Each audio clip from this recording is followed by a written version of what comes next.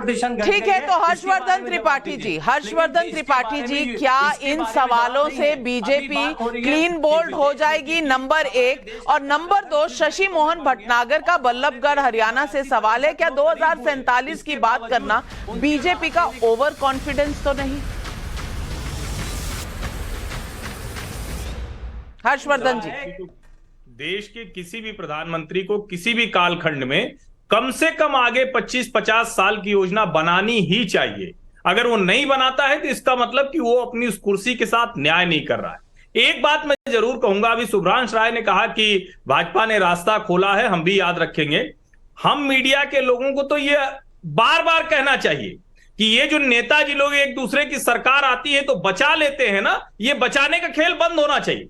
चाहे जिस पार्टी का नेता हो, चाहे जिस पार्टी का व्यक्ति हो, अगर वो भ्रष्टाचार में किसी अपराध में है तो उसका केस खुलना चाहिए, उसके खिलाफ कार्रवाई होनी चाहिए और हम लोग उसके साथ खड़े।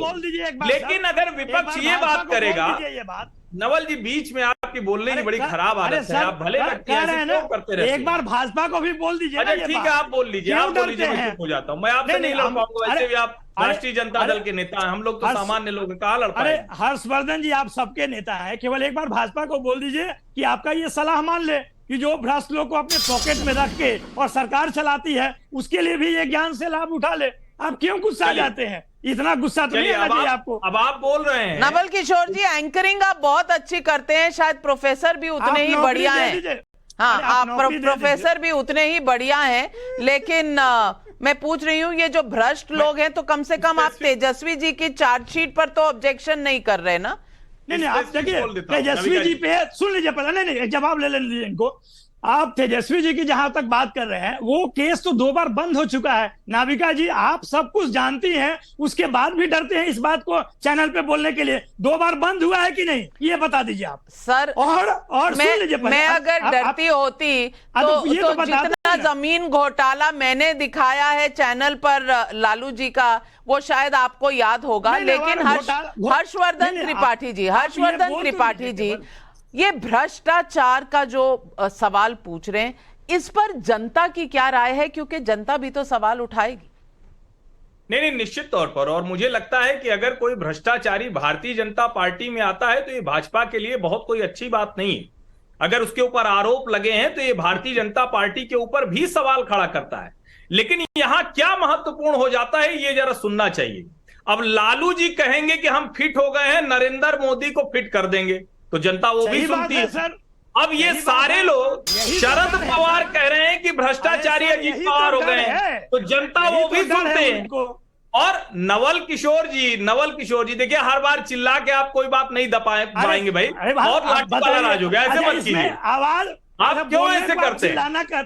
बोलने को आप चिल्लाना कहते हैं, बड़ा शर्म आता है सर आपको जानने में। नहीं, बीच में मत बोलिए ना, मैं तो सिर्फ मैं चुप हो जाऊंगा, तो शब्द बोलेंगे मैं चुप हो जाऊंगा। नहीं, एक बात आप बोल रहे हैं, उसमें बड़ा आश्चर्य होता है। आप बोलते हैं अगर भाजपा भ्रष्टाचारियों को अपने में लेती है, आपको जानकारी नहीं है क्या अभी वहां पे क्या हुआ है महाराष्ट्र में? क्योंकि शरद पवार जी तो कह रहे थे कि अजीत पवार ने कोई भ्रष्टाचार नहीं किया, इसी मुद्दे को तो बता रहे हैं वो। तो आप भी तो सुनने की क्षमता रखिए ना। शरद पवार जी गलत बोल रहे थे क्या? नहीं, तो अरे मोदी जी सही बोल रहे थे क्या?